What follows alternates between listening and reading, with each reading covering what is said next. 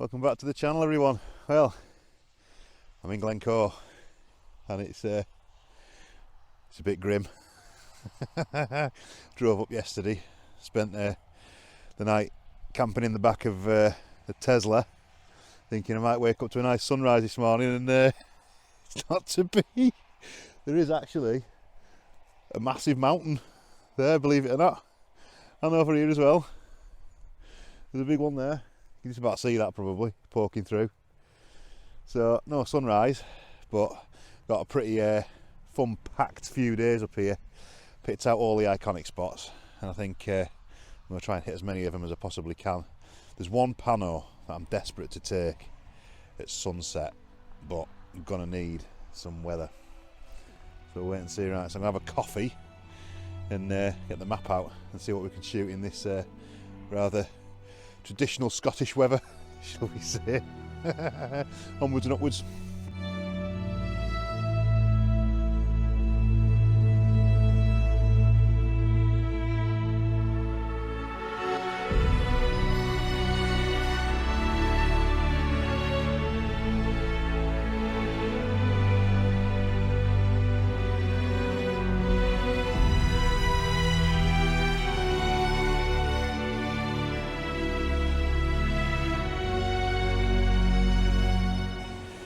Well guys, after a very miserable start to the morning, although I did see a few deer, which was nice, I've come to the River Coes bends. Now, unfortunately, it's not rained much, I don't think, in Glencoe recently, because they're not in full flow, but I've got to come and take this shot. It's one I've fancied having on my portfolio for a while, so come to it. It's not that difficult to find. I'll put a what three words up there somewhere so you can see where it is if you ever come here.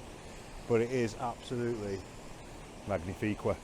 The light is just starting to catch the sisters in the background.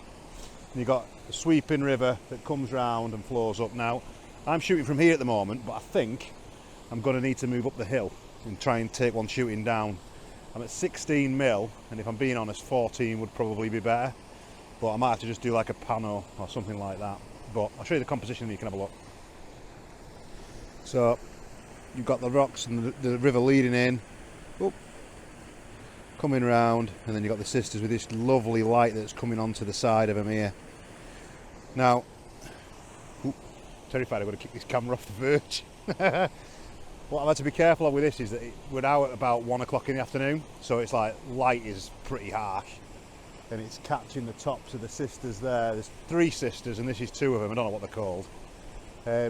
So I've put in a soft grad filter just to try and take off the edge, and I'm also shooting like a couple of stops below and then normal exposure as well, so might have to exposure blend them when I get them back into Lightroom.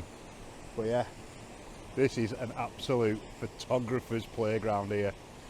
When I woke up this morning, it was just like mist everywhere, you couldn't see anything, so I had a little drive down to Loch Atene, I think that's how you pronounce it. It's like a 12-mile road to nowhere. It's where James Bond parked his car in Skyfall.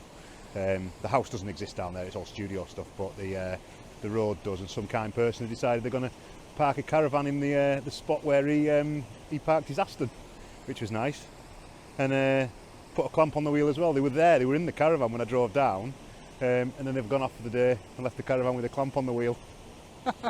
Nothing like sharing the locations for everyone, is there? Because I'd imagine there'd be quite a lot of people that would probably want to park the car in that parking space and have a picture of it looking down the valley, but can't teach stupid. Anyway, enough of me rambling. If this shot was any good, I'll stick it up now for you.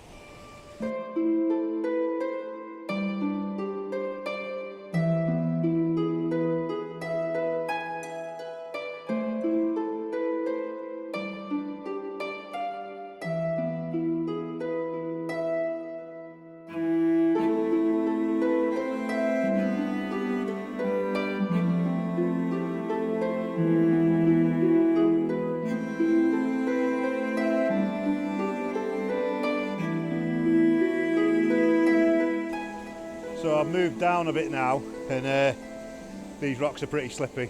I've already put my foot in a massive puddle, but it's gone over the edge, so I've got a wet left foot now, which is good. And I don't even think this composition's that good.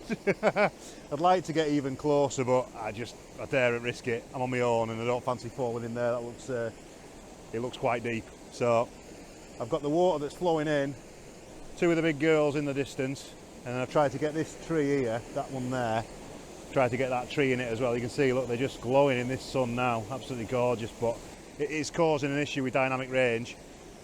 Still got the soft ground. I've got a polarizer on this one as well to try and see through the water, and it's so crystal clear here. You can see right to the bottom. It's beautiful, absolutely beautiful.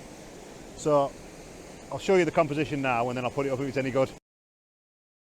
Effectively, you can see you've got this water in here that's leading through to the two big girls in the back. Now, part of the issue I think with it is this this rock in here. I think that's probably going to be what spoils it, but we'll see. You can always Photoshop it out, I suppose. Maybe. If it's any good, I'll stick it up now for you.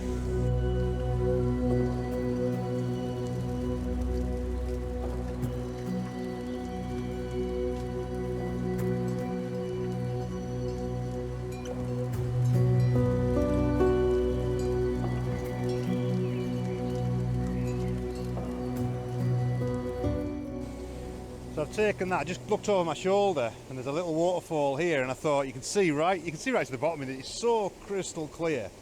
So I thought these lovely coloured stones are going to make a nice foreground. So what I've done is I've got down as low as I possibly can, using the stones as the foreground. Now again, pretty high dynamic range on this, so I'm having to effectively exposure bracket it to make sure it'll show a little bit of definition in the clouds, because it's just looking white at the moment. And then I've got playing with the shutter speed for the waterfall in the background. It's not massive, but looks quite nice. And then there's just like some rocky outcrops and some trees behind it, which look quite good. So I'll show you the comp.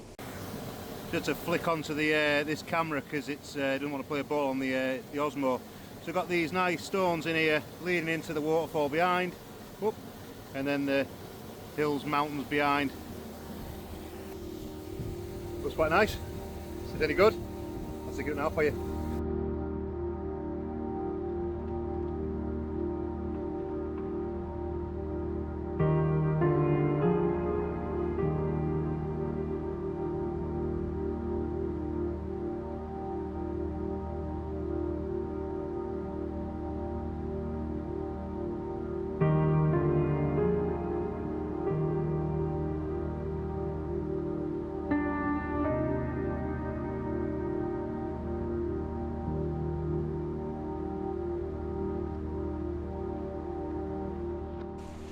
So I've driven a bit further down the 82 now, and I don't think this is called the Three Sisters viewing point, but it is it's a nice viewing point nonetheless. Come across this little house here. I'd expect that this is probably the most photographed house in the whole of Glencoe, because it's just absolutely gorgeous with this river here, and then you've got the mountains popping in behind. I've just nipped down the bottom there. I'll show you this little composition down here. I just nipped down here, it's a bit slippy, and shot one with the house. Got right down in the river, low, and shot going up there, and the light's just reflecting off the river. But unfortunately, it popped that quickly. It took time to get the Osmo out, so you'll have to take my word for it. But if it's any good, I will stick it up now. But yeah, we're coming towards the end of the day now, I think. But I've seen a few interesting comps that I want to come back for tomorrow.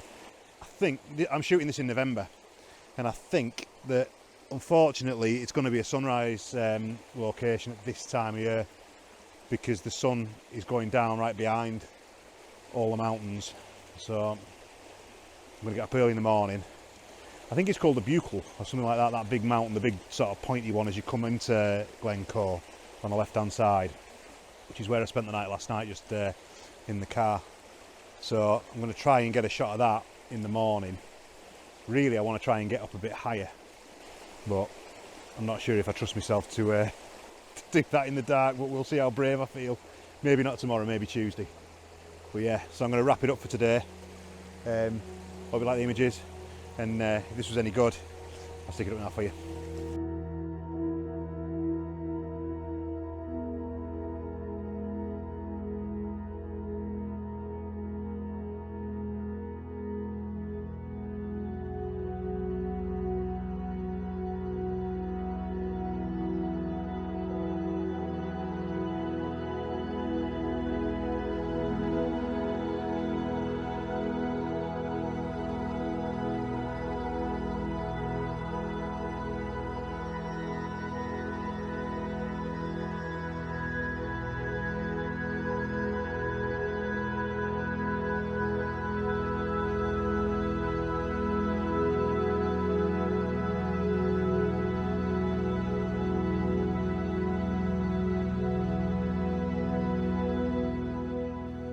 Morning everyone. Well, it was an early start this morning. I'm halfway up this mountain. I'm not sure it's going to play balls this morning, if I'm being honest. My personal fitness is done. Yeah, so we've got the Bucle, I think it's called that, in front of me. And then you've got the sisters going down the valley. I can't really flick you around to have a look at it yet because there's very, very little light. But there's a lovely S-bend going in towards where the sisters are, I think. Might be a nice little composition there. I'd like to get a little bit higher. But if you look at this, it's all like the north face of the Eiger. You probably can't see that. It's really, really steep. My legs are burning now. So I think this might be one of those that just take what we've got. It did look like it was going to light the sky up towards the east, but a bit of a bank of cloud rolling in, so I'm not sure if we're going to get any. It did say I can't use clear outside now because I've upgraded my phone. It doesn't work on the new Samsung S24 Ultra or whatever it's called. So I've been using other weather system mapping stuff. I'm not sure if it's any accurate. We're going to find out this morning. So the plan of today is shoot this for sunrise, and then got a couple of options then. Might go to Stoker Castle. I quite fancy taking a picture of that, but it all depends on what the day is going to bring. And then we'll see. I want to go and take that picture of this mountain here with that tree as well if I can get a chance. So we'll see. Anyway, enough rambling. I'll flick you back on when the sun pops up.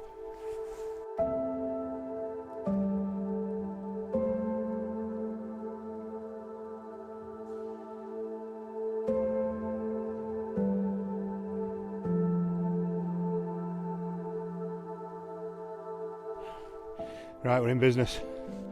I've come around a little bit. The Bucle is starting to light up and the clouds are catching fire. It's so good. So I was shooting down that way and I just looked around the corner and it was like, the sky's gone pink. That's incredible. I've got a lovely shot down the valley as well, so this could really be epic if it comes off. Come on, come through. It's going to hopefully climb that mountain, get over there, hit the side of this, light that all up. Not that we're asking for much at all. But it could do. It's catching these clouds up here now. Come on.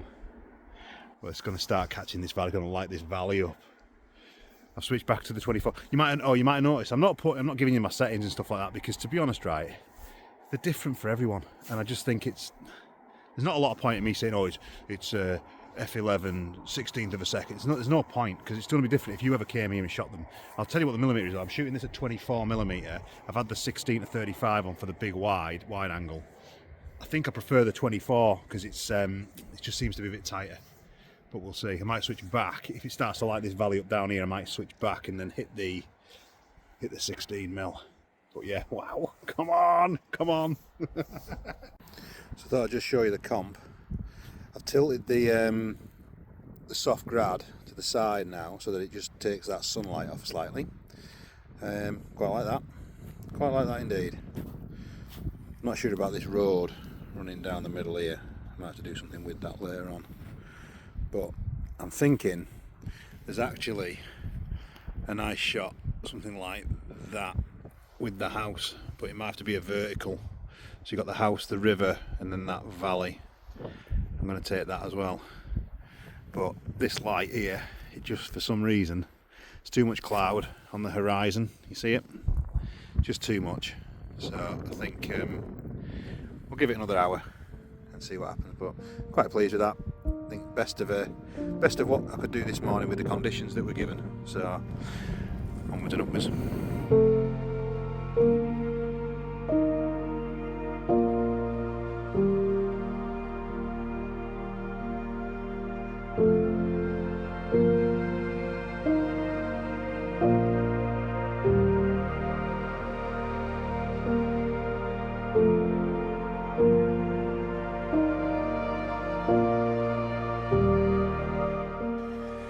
So we lost the light for the time being. Its temperature's dropped and it's just like a bank of cloud that side. Looks like the mist sort of starting to roll in from this side as well, which isn't good. So we turn our attention to some moody black and whites, I think. Make it look as uninviting as possible. Be a brilliant sunset location, this, being here now, knowing that the sun goes down. Can you see that there, where the two hills are, two mountains? The sun sets in between them, as it did yesterday, because I was down in the bottom shooting that little house, and someone's actually in it. The lights were on this morning. Imagine that, living there or coming on holiday there and everybody's just down taking pictures of your house. It's called the Little White Cottage of Glencoe, I think, or something like that. And I'm pretty sure that thing's called the Bucle, but I'll put the name of it down there for you. So I'm thinking black and whites, and then give it an hour or so, and then I might make my way down if it doesn't look like it's going to play a ball. Tell you what though, they're not easy to find, these locations. I found this guy on YouTube, and I'll put his name here. He does a what 3 words, and it's absolutely brilliant. It shows you where you can park, and it shows you where to, and he shoots in Glencoe all the time. And I just thought that's a really, really nice thing to do, that, because a lot of people don't want to tell you where they shoot these shots from.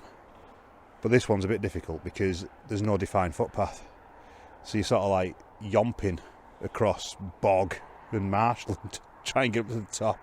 And I mean, this is pretty steep, that side. There must be an easier way to get to the top of this hill, but I couldn't find it online. So it is what it is, as they say. Right, anyway, onwards and upwards. I'm going to rattle a few more of these off, and we'll go from there.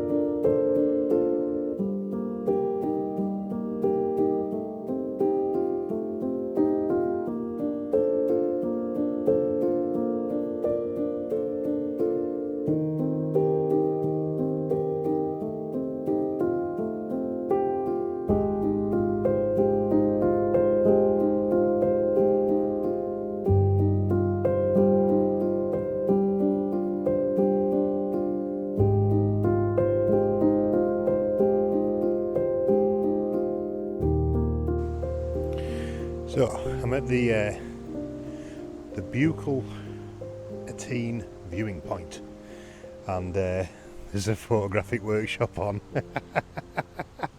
There's probably half a dozen photographers all down here trying to shoot the same waterfall, so I'm going to give it a little bit before I shoot the main event. Problem when you get the situations like this is that you end up trying to stay out of people's shots, so there's no light at the moment anyway, it's absolutely flat.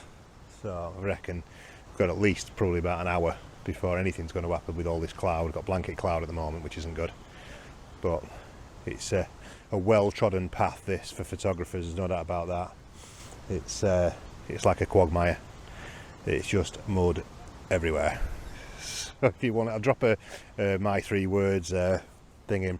I'm doing this because the guy I was meant to mention before is a guy called Cliff Hands, and if you're on YouTube and you want to come to Glencoe, his guides that he does on YouTube are absolutely brilliant, because he does this what 3 words thing, which gives you the location where he's taking the shots. So I've been using him since I've been here, because obviously I don't know the area at all, and I've just found it to be absolutely invaluable, absolutely superb. So yeah, thanks Cliff.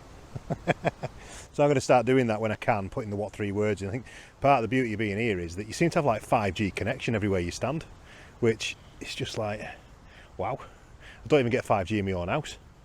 So, but yeah, I was up on that there. I was up on there this morning. That was where those shots were from.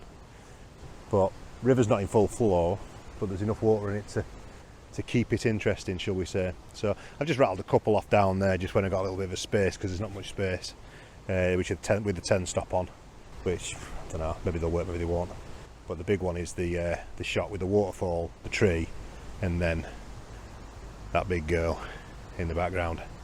So we'll see. Anyway, we'll have a little look around for some compositions, and I'll flick you back on when I line the first one up. So it's pretty simple really. Apologies for the noise. 2/3 of the frame foreground, mountain in the middle, little river, just as a bit of foreground interest. Give it a click, 1/4 of a second. Quite nice. Is it going to set the world on fire? Probably not, but it's a nice little shot. Now there might be some light later on here, so I might stick around and come back, because at the moment you can see there's just no chance with all these photographers in the background. So I'm going to jump back up there now, get out of the way for them to finish their workshop, and then try and get the iconic shot, and hopefully we get a bit of light.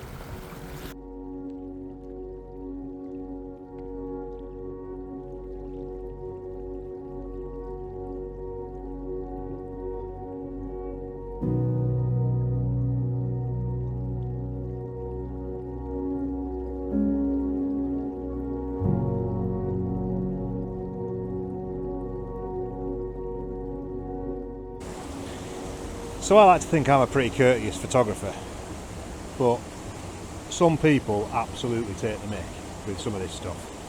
I mean, I've been here now 25, 30 minutes. That guy is still stood in the same place. Now I understand in landscape photography, right, you have to wait for light and all the rest of it, right? But it's blanket cloud. It's blanket cloud. And I want to go and stand on this rock over there, but I'll be right in the middle of his shot if I do it. So I've tried to be courteous, and I thought, well, I'll give it a bit, see if he moves on. He's literally planted his tripod in the most iconic location of this area, and he hasn't moved for 30 minutes. You do lose patience with people sometimes, and I'm pretty relaxed about all this, and I get he's on a workshop and all the rest of it. There's 5 other people in that workshop that haven't been able to take that photograph, because he's literally just stood there. He's got all the gear as well, all the gear. So I'm going to give him another 5 minutes to try and get the shot that he should have got half an hour ago, and then I'm going to go and plonk myself on a rock right in the middle of his shot to take this waterfall, because I think it's going to be quite nice, and I think it could even be as good as the iconic shots. So we'll wait and see. Anyway, rant over. We're in beautiful scenery. So there's no point getting upset about this, but it does wind me up when you think I'm trying to be dead courteous and you're just literally stood there. And then there's this other woman, she had the camera pointing the other way, so I thought, right, I'll dive down in the river. That last shot I just took then, looked over my shoulder, she's turned the camera on me. Oh God. Anyway, onwards and upwards as they say. 5 minutes, clock's ticking. So 40 minutes later he's moved. We're in position. I mean, I'm not being funny, but I don't know how it can take you that long to actually take this picture. The composition is there, 16mm, wide open, f9, and it just takes itself. There you go, wham bam. One for the scrapbook. Be nice if it was a bit more light. I might try this at sunrise, because looking how the light went this morning, if we do get some light, it might just light the vehicle up, so might be worth a go at that. I've been playing around with some shutter speeds. I shot that one on the rock that I said I was going to shoot before, but for some reason all the midges came out, so I had to smash and grab, which is what I did. So I'll put that picture up now, and I'll also just show you this, the composition of the iconic buccal waterfalls from Etienne. I think it's Etienne. Anyway, this is the composition. So it pretty much takes itself. You line the mountain up in between the 2 silver birches, I think they are, and you have the river running through the frame. Easy. Played with the shutter speeds a little bit, 1/4 of a second seems to be about right, so wham bam. I might just stick the 10 stop on and do a long exposure. There's no wind today, which is great, so might just stick the 10 stop in and just see if see what that looks like. Just so I got a bit of option then, but yeah. How it can take you that long, honest to God. I don't know if anybody else in the workshop actually got this shot because he was studying for that long. You couldn't make it up. Anyway, what the 10 stop on. If these pictures are any good, I'll put them now for you.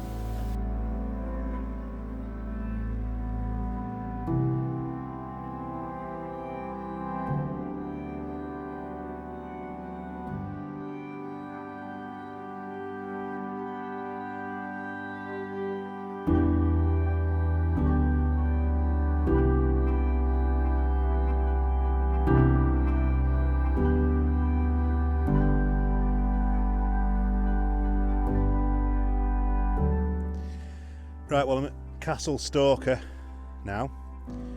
It's going to be an absolutely belting evening this, I can just got the feeling. High clouds, sun, looks absolutely magnifique, as they say. That's Castle Stoker in the background there. I'm going to be snide and I'm going to call it for this video, because I think it's probably gone on so long now that it's probably better to split it in two. So what I'm going to do, I'm going to call it now, and then the start of the next video will be me shooting this castle, and then I've still got at least another day and a half in Glencoe where I'm going to go and shoot some other stuff as well, so I'll throw them into the next video. So thanks for watching, and yeah, don't forget, if you like the content so far, give us a like, maybe subscribe, and I'll see you on the next vlog, which will be out very, very soon. So thanks. Wow, superb.